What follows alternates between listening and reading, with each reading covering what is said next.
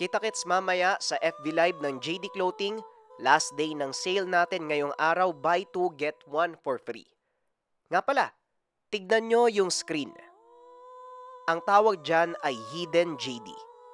Anytime, mamaya lalabas uli ang picture na yan dito sa video. Screenshot nyo kung anong minutes lumabas, comment kayo ng hashtag HiddenJD. Kapag kayo ang pinakaunang tao na nakapag-send ng screenshot at merong comment, mananalo kayo ng t-shirt natin. Send nyo lang yung screenshot sa FB page ng JD Clothing, nariyan ang link sa comment section. Good luck and congrats sa winner!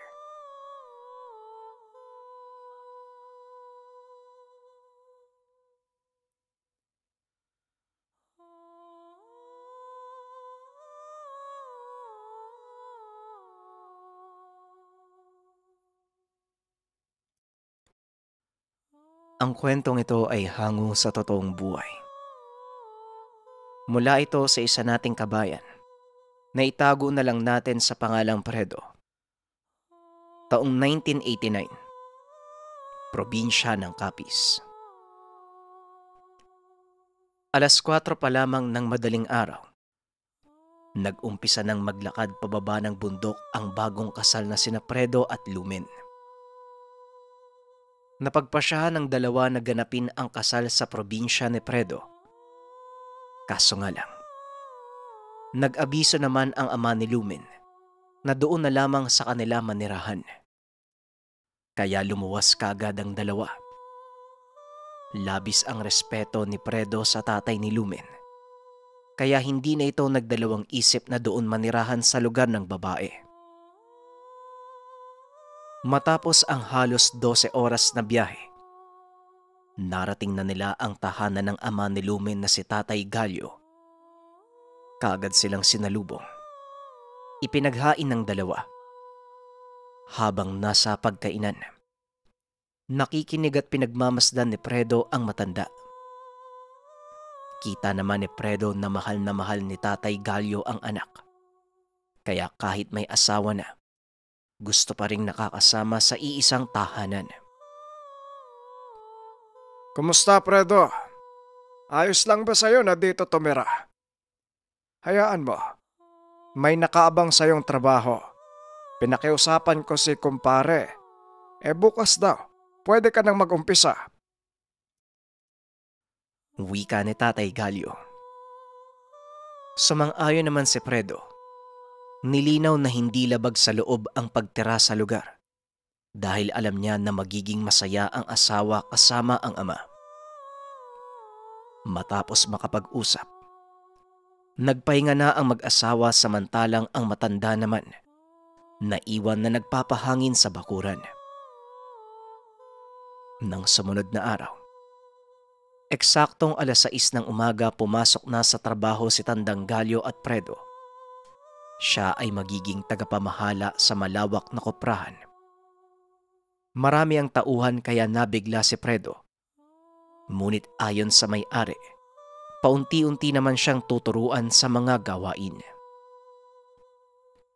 Hindi nagtagal, nauna nang umuwi si Tandang Galyo. Habang si Fredo naman, nag-umpisa na sa pagkilala sa mga tauhan. Bawat isa sa kanila ay nagbabahagi ng pamamaraan sa bawat sulok ng trabaho. Kaya namang maghapong naging abala si Fredo. Hindi naman ito nahirapan sa unang araw dahil talagang mabait ang mga nakakasama. Magmula ng araw na yon, hanggang sa lumipas pa ang halos 2 taon, naging maayos ang kalagayan ng mag-asawa. Maganda ang trabaho pati ang pasahod kaya magaan ang pamumuhay. Ngunit ang hindi lang matanggap ng mag-asawa, paulit-ulit na nakukunan si Lumen. Tuwing ika-4 na buwan, bigla na lang dinudugo ang asawa kaya nawawala na ito ng pag-asa. Ngunit kahit ganun pa man, pinapalakas pa rin ni Fredo ang loob ni Lumen. Isang gabi, alas 10 na nakauwi si Fredo dahil marami pang ginagawa sa koprahan. habang naglalakad papauwi. Paulit-ulit na iniisip ni Fredo ang kalagayan ng asawa. Nakatulala si Lumen sa kawalan. Nang malapit na sa tahanan, napansin ni Fredo na may apoy sa gilid ng bahay. Unti-unti siyang lumapit at nakita si Tatay Galyo. Nakaupo sa lupa at may ginagawa. At upang hindi makaistorbo, dahan-dahan na siyang papasok sana ng tahanan. Ngunit dahil sa kuryosidad ay nagpatuloy lang ito sa paglapit. Nang tuluyang malapitan ng matanda, nakita niya ang 3 itim na bato na nasa harapan nito. Nakaluhod si Tatay Galyo na tila nagdarasal, bumabanggit ng mga kataga. Sa bawat salitang sinasabi ng biyanan ay lumalaki ang apoy. Patuloy lamang sa pagtatago si Fredo habang pinagmamasdan ang ginagawa ni Tatay Galyo. Maya-maya pa, biglang nagsalita ang matanda. Alam kong nandyan ka, Fredo. Halika dito. May ibibigay ako sa iyong importante. Wika ni Tandang Galyo. Lumapit si Fredo at naupo sa tabi ni Tatay Galyo. Nagkaroon ng katahimikan sa pagitan ng dalawa. Nakatingin lang si Fredo sa apoy. Hindi nagtagal ay tumayo na din ang matanda.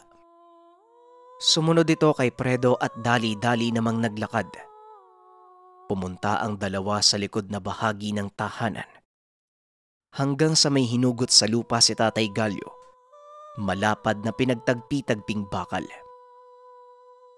Nang tuluyan itong mabuksan, ito ang unang beses niya na masilayan ang pintuan. May mga lumang gamit na nakaimbak. Ngunit ang nakakuha ng atensyon ni Fredo, yung gintong kabaong na nakapatong sa isang mahabang lamesa. Sa 4 na kanto ay may nakatirik na pulang kandila. Nilapitan ito ng matanda. Kaagad na lumuhod sa harapan at nagsimulang manalangin. Tinapik niya si Fredo at nagsalita. Para sa'yo nga pala, anak. Tandaan mo, Fredo, sa oras na mawala ako sa mundong ito, ang ataol lang na ito ang nais kong paglagyan ng katawan ko. Magmula sa araw ng libing, magbilang ka ng 1 taon at muli mo itong buksan. Kung ano man ang makikita mo sa loob, ingatan mo. Gamitin mo sa mabuting bagay at wag kang tutulad sa akin. Wika ni Tandang Galyo. Hindi naman naintindihan ni Fredo ang sinabi ng matanda. Magtatanong sana ngunit pinigilan siya nito. At sinabing maiintindihan niya ang lahat sa tamang panahon.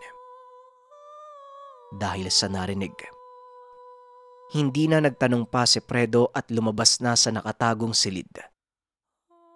Bago pa man pumasok ng tahanan, nagbilin ang matanda na wag sasabihin sa anak ang natunghayan. Nang sumunod na araw, akmang papalabas na si Fredo para pumasok ng trabaho. May nakita itong babae sa harap ng bakod.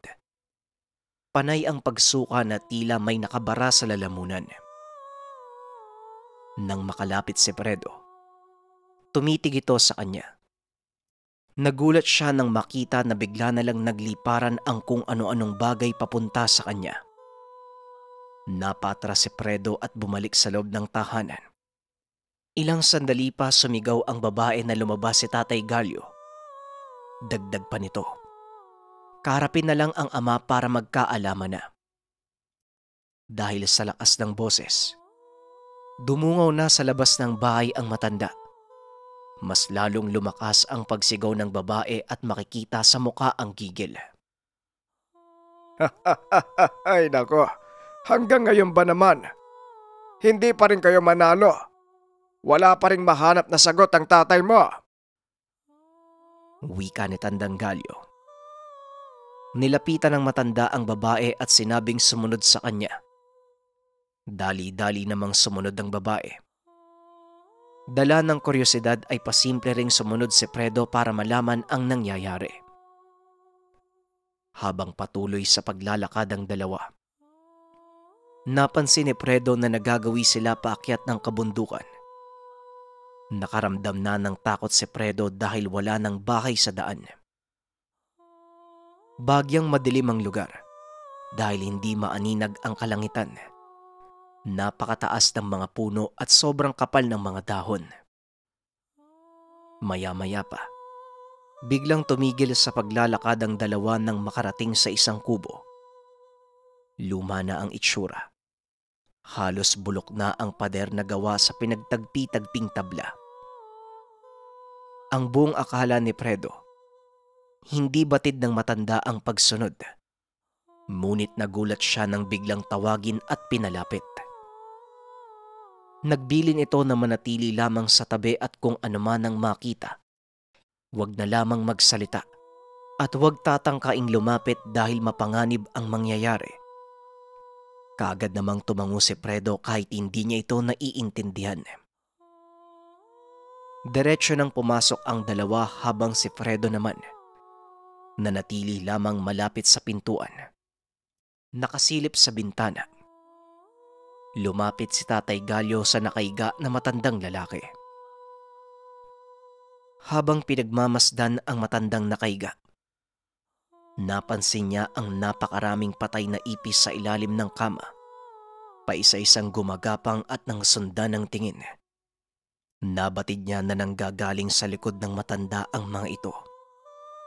Bigla namang nagulat si Fredo nang mapasigaw ang matanda dahil hinawakan ni Tatay Galyo ang noo. Halos mamilipit ito sa sobrang sakit.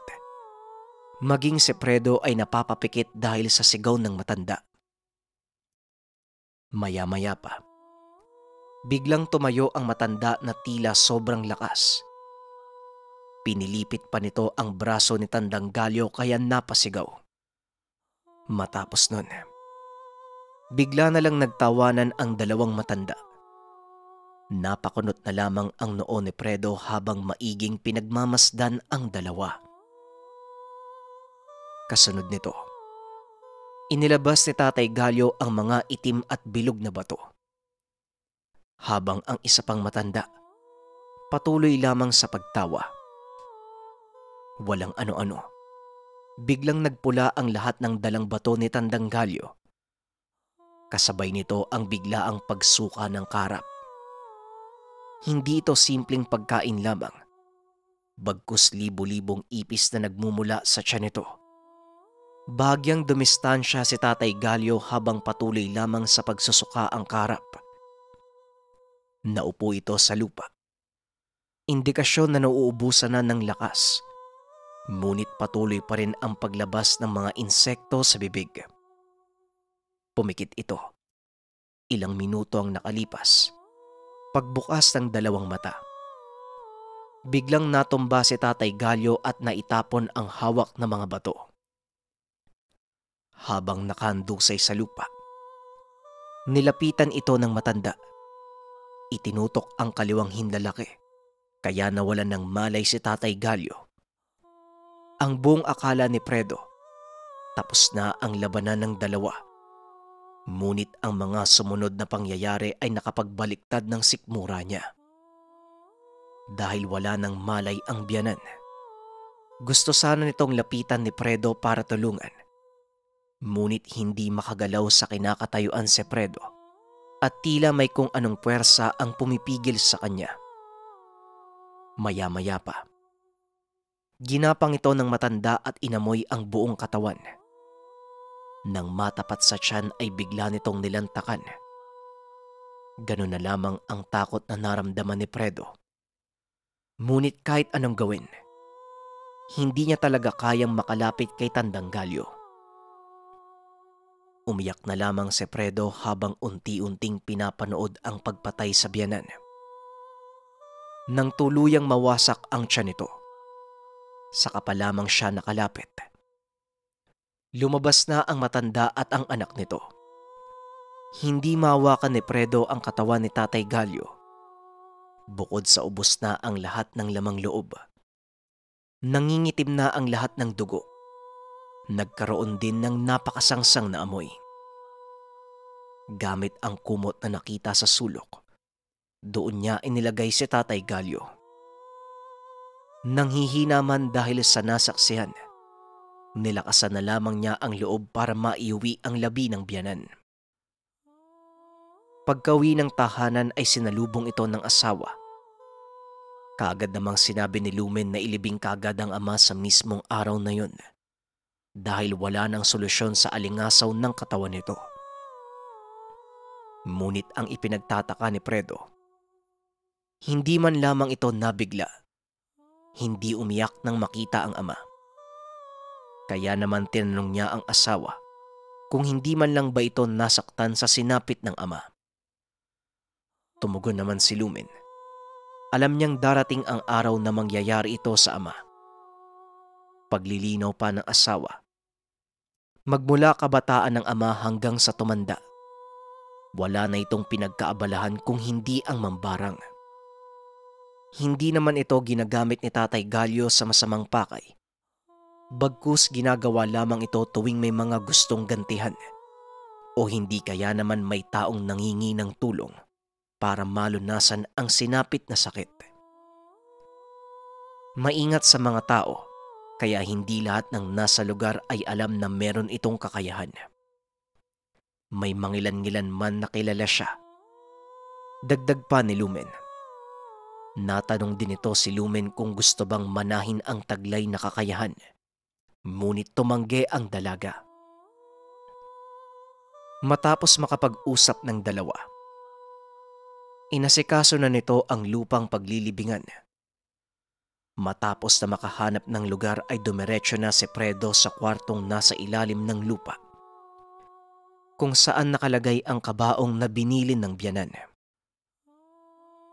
Pagkabukas sa kabaong, wala namang nakitang kakaiba sa loob.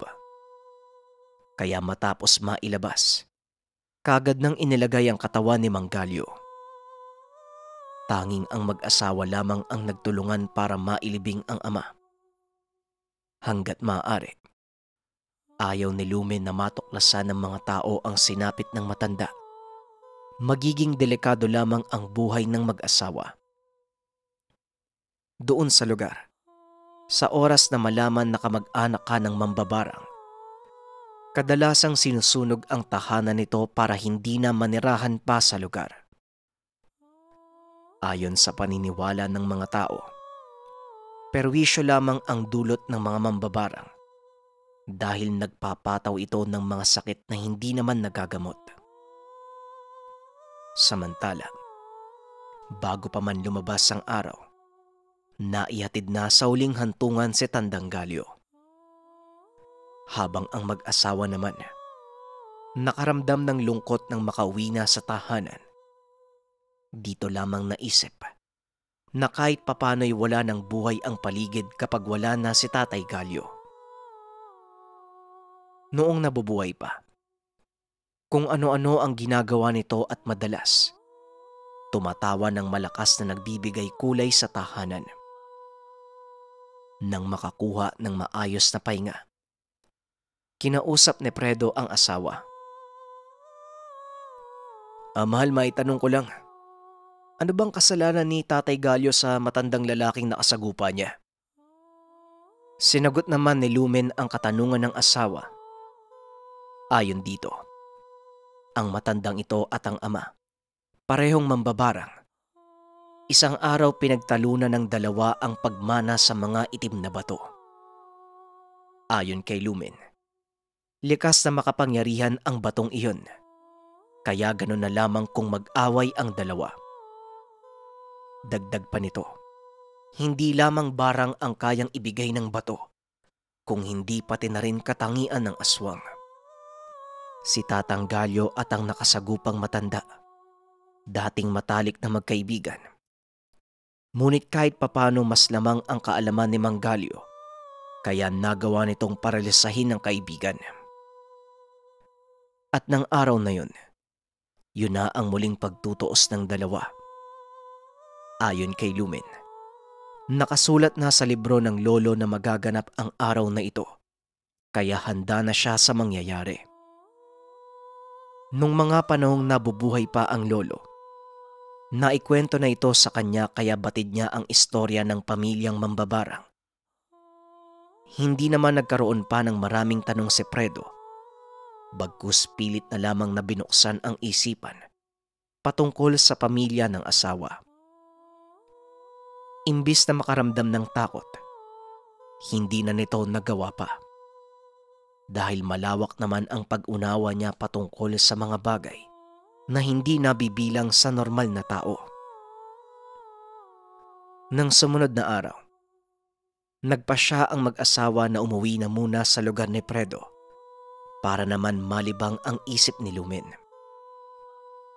Lumipas ang ilang linggo. Lumipas ang ilang buwan. Naging komportable na ang buhay ng mag-asawa sa lugar.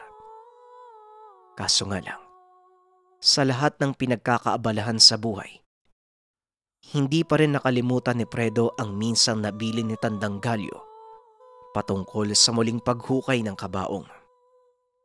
2 linggo na lamang, sasapit na ang 1 taon ng pagkamatay ni Tandang Galyo.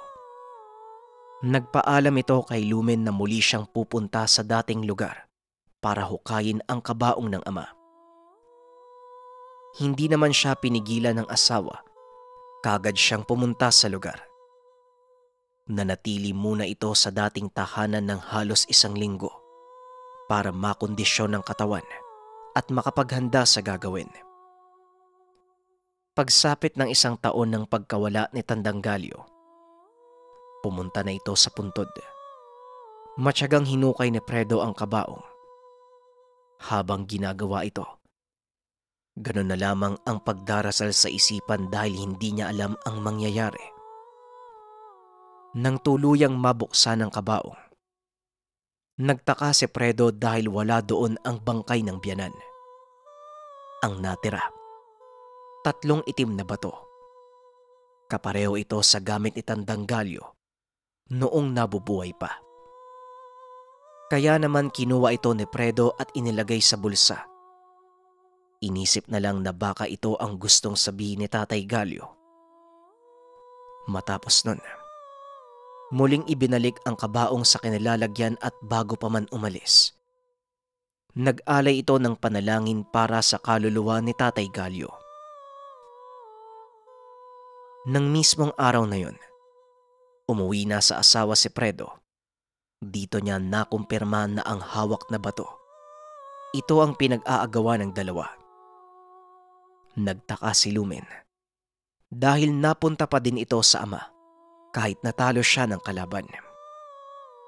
Hindi na nag-aksaya ng panahon ng dalawa. Pumunta sa dalubhasang albularyo sa lugar para humingi ng payo patungkol sa gagawin sa mga bato. Ayon naman sa albularyo, hindi naman ito mapanganib maliban na lamang kung bubuhayin.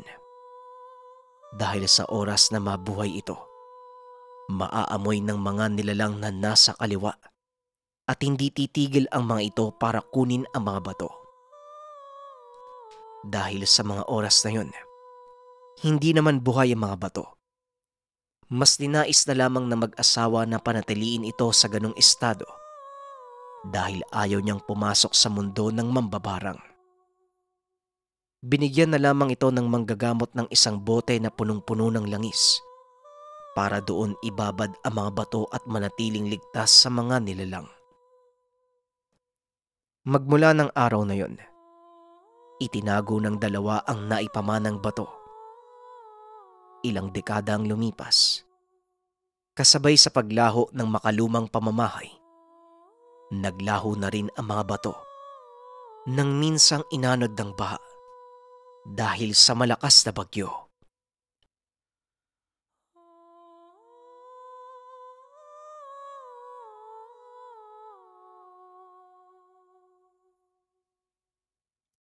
Ang kwentong ito ay hango sa totoong buhay.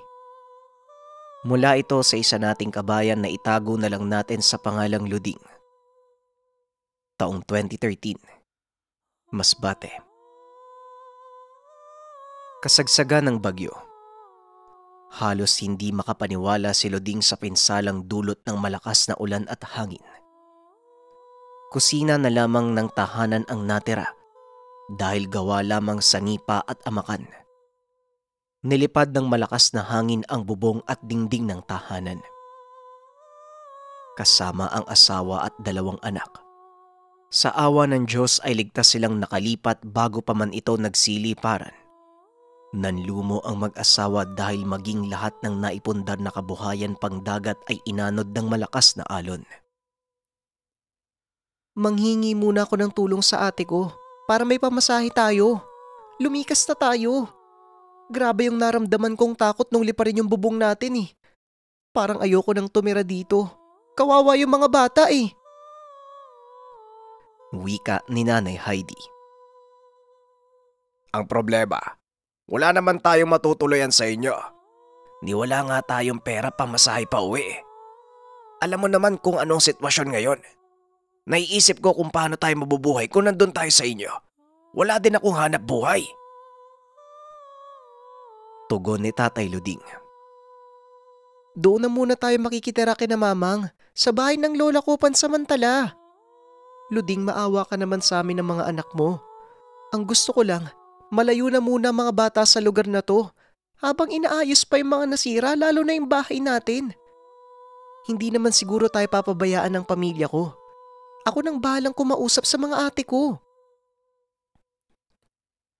Walang nagawa si Tatay Luding kung hindi pumayag sa kagustuhan ng asawa. Ramdam niya ang bigat ng kalooban nito. Magpasaganon pa man, hindi niya maiwasang mabahala kung anong buhay ang nag-iintay sa pagtawid nila sa Masbate. Nanalangin na lamang na makayanan nila ang pagsubok na parating. Naghintay sila ng araw na pwedeng bumiyahe. Mahaba pa ang araw na hinintay nila bago nagbukas ang mga sakayan. Dala ang pamilya at iilang gamit na naisalba. Nakipagsapalaran ang mga ito malimot lamang ang trahedyang naranasan. Sa araw ng biyahe nagdala ito ng mga makakatulong sa kanila. Lalo na ang gamit pang proteksyon laban sa usog para sa 2 bata. Alam niya ding hindi makakatagal sa mahabang biyahe ang mga bata dahil mabilis mahilo ang anak sa biyahe. Wala namang madaan ng butika sa lugar, kaya naghanap na lamang ang mga ito ng alternatibo. Laking pasasalamat nila nang makakita ng nakailerang mga nagbebenta ng prutas. Maagang naglalatag ang mga ito para sa mga pampasaherong gustong bumili ng mga pasalubong. Bumili si Tatay Luding ng iilang peraso ng suha. Habang nasa barko, hindi niya maiwasang mabahala dahil ito ang unang pagkakataon na tatawid ang mga bata sa isla. Lumaki si Luding na naniniwala sa mga elemento kaya bago pa makatawid, may mga kataga itong binibigkas na naituro pa ng ina. Hawak ang 2 bata habang nagsasambit ng puwera usog, puwera tuyaw, puwera aswang. Proteksyon laban sa mga hindi kilalang taong nakakasabay at nakakasalubong. May dala din itong Carmen na sinipit sa gilid ng damit ng 2 bata. Tama na yan. Nakakahiya na sa mga nakakasabay natin, oh. Mga tao yan.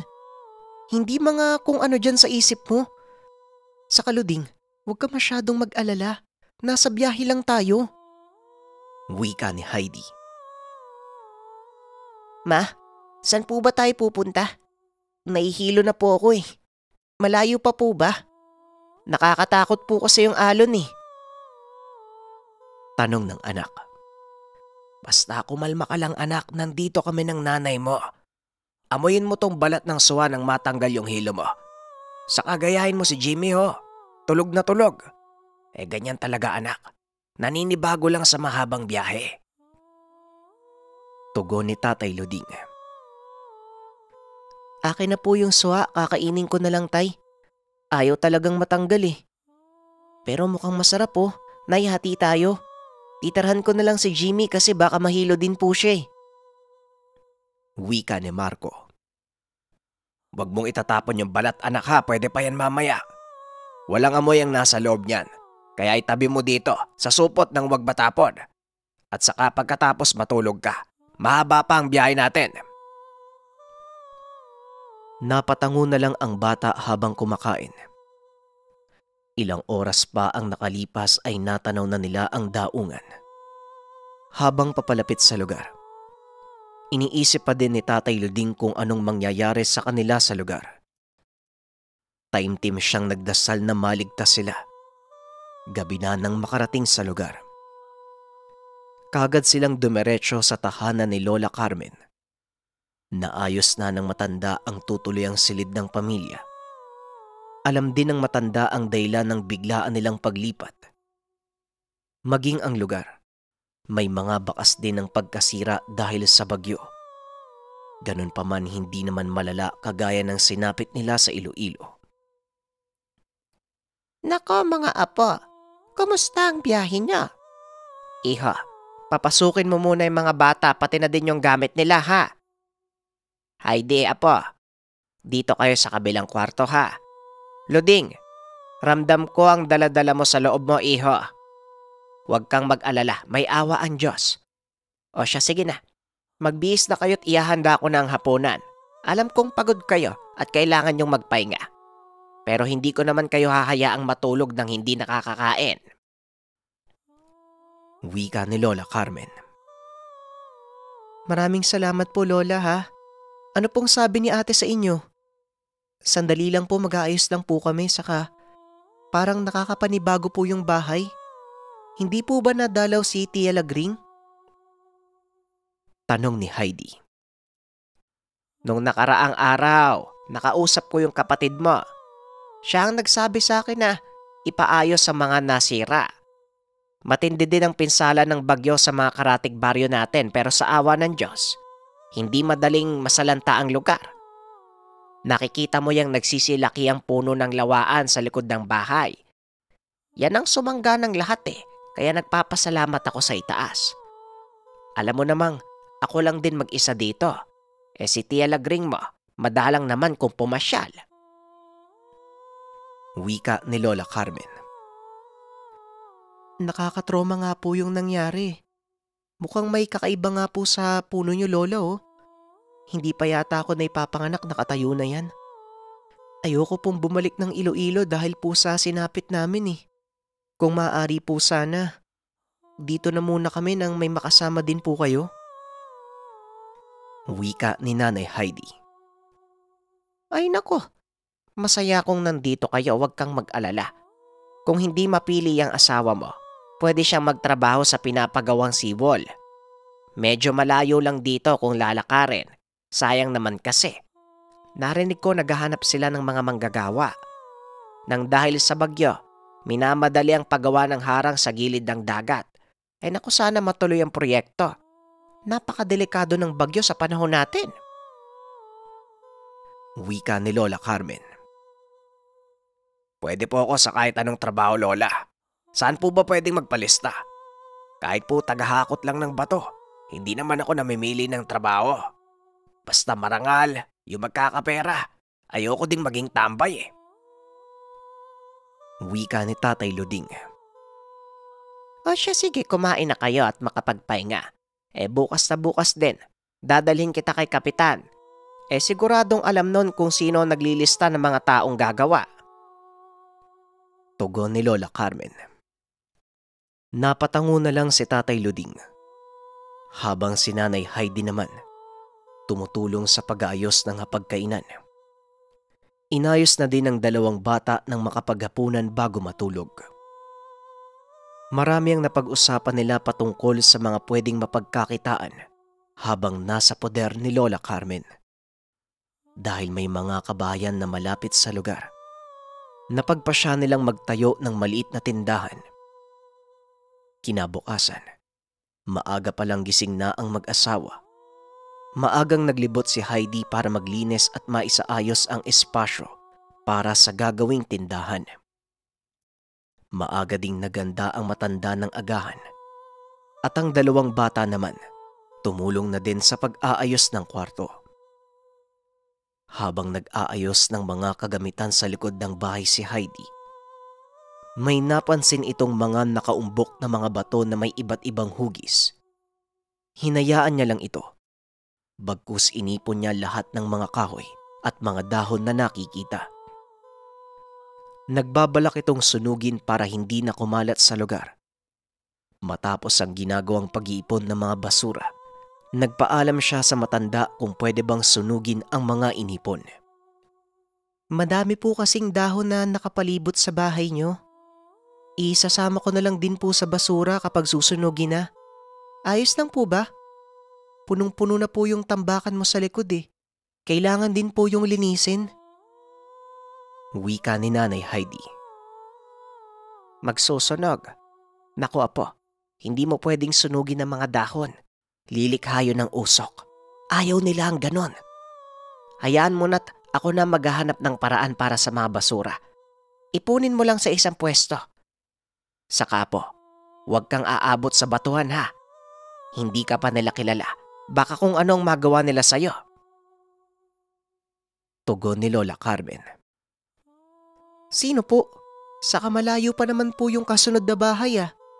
Sa dami ng mga puno na nakapalibot sa bahay, hindi naman po siguro aabot yung usok sa kanila. Lola, wag po kayo mag-alala. Ako na pong pahala.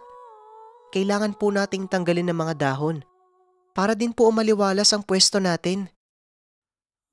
Wika ni Nanay Heidi. May panahon ng paglilinis, apo. Saka hindi naman siguro papasok ang mga dahon sa loob ng bahay natin. Basta wag mo nang sunugin.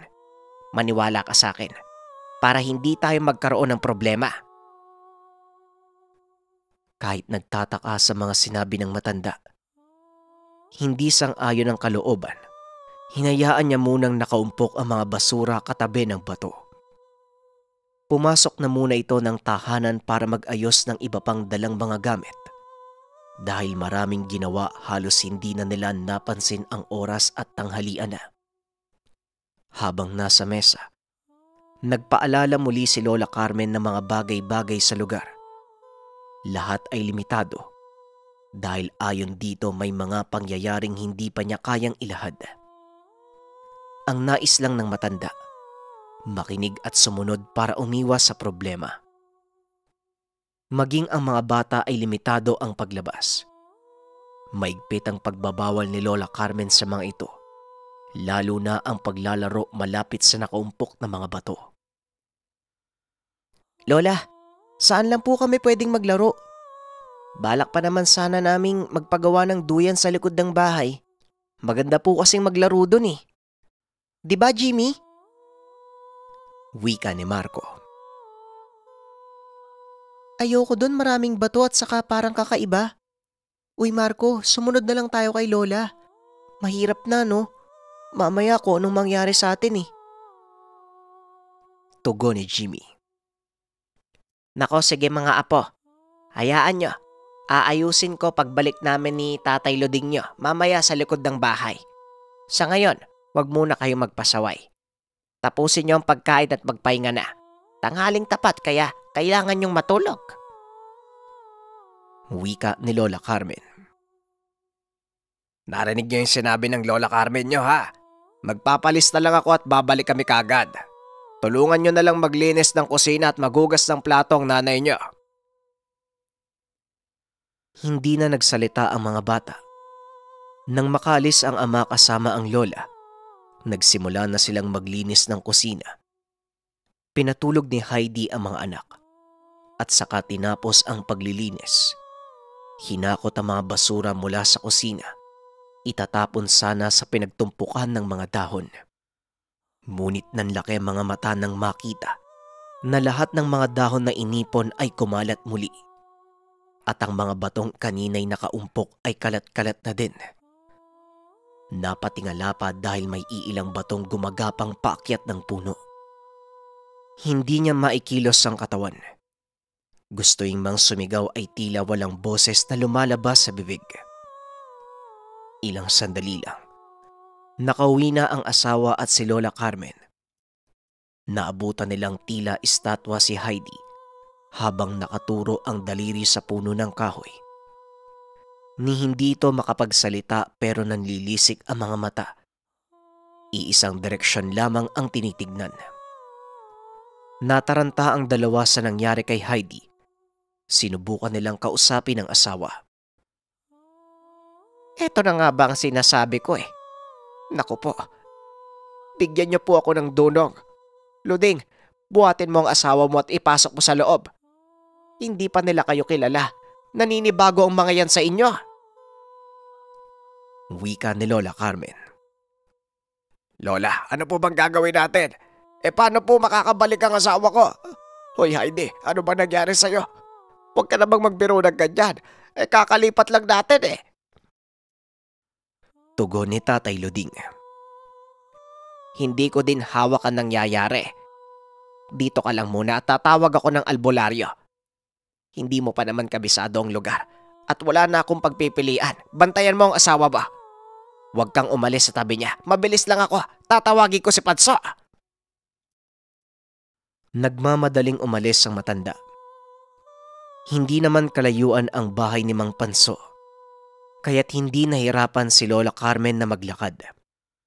Hapon na ng mga oras na yun. Naabutan niyang nagpapahinga ang matanda.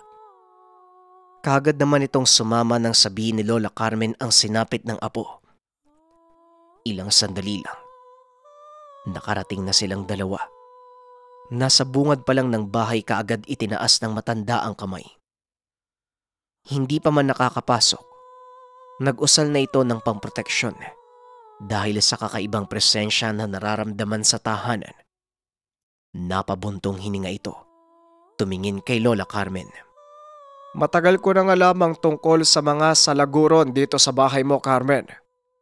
Pero sana, hinanda mo muna sila bago pa man dumating ang mga apo mo. Delikado ito. Wika ni Mang Ponso. Hindi ko naman alam kung saan ko sila ilalagay. Dati kasi, iilan pa lang ang mga salaguron. Ngayon bigla na lang silang dumami. Halos sila na ang lumulugar sa likod ng bahay ko eh. Anong pwedeng gawin? Tanong ni Lola Carmen. Halika, kailangan mong ayusin kung ano man ang nangyayari. Susuriin ko muna ang apo mo. Pagkatapos hahanapan natin ang lugar kung saan sila pwedeng ilagay. Delikado kung may ibang mga tao na makapasyal, lalo na kung mga dayo. Magkakaproblema ka talaga ng malaki pag nagkataon. Naabutan nilang hinihilot ni Luding ang asawa. Tumutulo ang luha nito at hindi pa rin gumagalaw ang asawa. Nilapitan nito ni Mang Ponso. Pinulsuhan ng kamay. Napailing na lamang si Mang Ponso. Humingi ito ng kaperasong luya. Nang maabot sa kanya ay kinagat ito ng manggagamot. Kasabay ng pagsambit ng mga katagang hindi maintindihan. Sa kanilang pagmamasid, nilagay ng albularyo ang palad na may kaperasong luya sa bumbunan ni Heidi. Kasabay ng pagsambit sa orasyon na pantawag sa mga nilalang at elemento. Halos paulit-ulit na sinasambit ng albularyo ang mga usal. Habang papalakas ang pagsambit, tila biglang napakurap ang mata ni Heidi. Huminga ng malalim habang tinatapos ng matanda ang ginagawa. Nang mahimasmasan, pakiramdam ni Heidi ay para siyang binugbog. Nanakit ang buong katawan at halos hindi na kaya pang makatayo. Huwag mo na munang piliting gumalaw, baka mabigla ang katawan mo. Hindi ako ang makakapagpagaling sa'yo kung hindi ang mga salaguro ng lola mo. Binalik ko lang espiritu sa katawan mo. Wika ng manggagamot. Ano bang pwede nating gawin para maayos na? Anong pwedeng gawin? Tanong ni Lola Carmen. Kailangan mo silang alayan ng gusto nilang pagkain. Ipakiusap mo sa kanila ang pwede mong gawin upang mapagaling ang apo mo. Ikaw lang ang makakagawa dahil kahit ako, pwede nilang lagyan ng sumpa kapag nangyalam. Nasa iyo ang pagpapasya. Bukas babalik ako dito. Tutulungan kitang malagyan sila ng maayos na pwesto nang hindi na makapaminsala yung mga salaguron. Maswerte kang ikaw ang pinili nilang tagapagbantay. Madalas sa mga taong may salaguron, umaasenso. Swerte yan sila sa buhay, Carmen, kung marunong kang magdala. Walang nagawa si Lola Carmen kung hindi sundin si Mang Panso. Ipinagpapasalamat niya na hindi dinamay ng mga nilalang ang bata. Hindi na din muna sila pinalabas ng kwarto habang hindi pa nalalagay sa ligtas na lugar ang mga nilalang. Kinaumagahan, maagang namalengke si Lola Carmen. Naganap ito ng pwede nilang pang-alay. Namili siya ng mga buhay na manok. Habang tulog pa ang mga kasama sa tahanan, hinanda niya ang mga iaalay. Gumawa ito ng bilog sa labas ng kusina malapit sa malaking puno ng lawaan. Habang nilalagay sa gitna ng bilog ang gutay-gutay na katawan ng manok, paisa-isang nagtatayuan ang mga salaguron. Kawangis ito ng sigbin ngunit may kaliitan. Nakiusap ang matanda sa mga nilalang. Bigla itong huminto. Umupo na tila nakikinig sa sinabi ng matanda. Hanggang sa may lumapit sa kanya. Ito ang pinuno ng mga nilalang. May inabot sa kanya na isang uri ng bato. Laking pasasalamat ni Lola Carmen. Dininig ng mga nilalang ang kahilingan niya.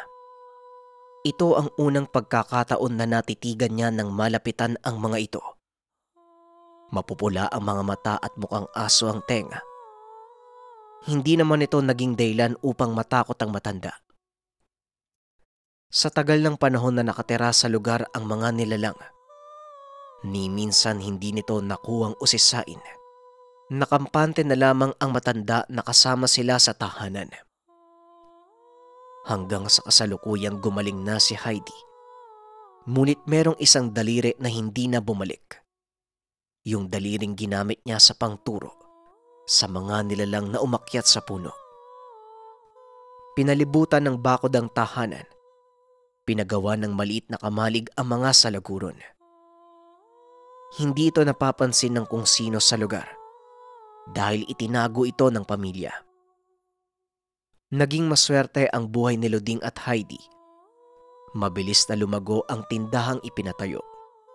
May swerte mang ibinibigay ang mga nilalang.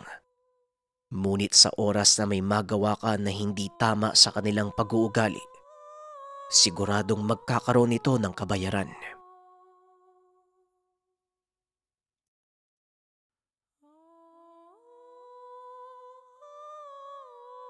Maraming salamat sa pakikinig ng ating kwento. Para sa akin, kakaiba yung istorya kasi parang sigbin yung elemento o nilalang sa storya, pero meron itong kakayahan na magbigay ng sumpa sa mga tao. Kumbaga, parang uri na din sila ng engkanto. Pero malalaman din natin sa storya, no?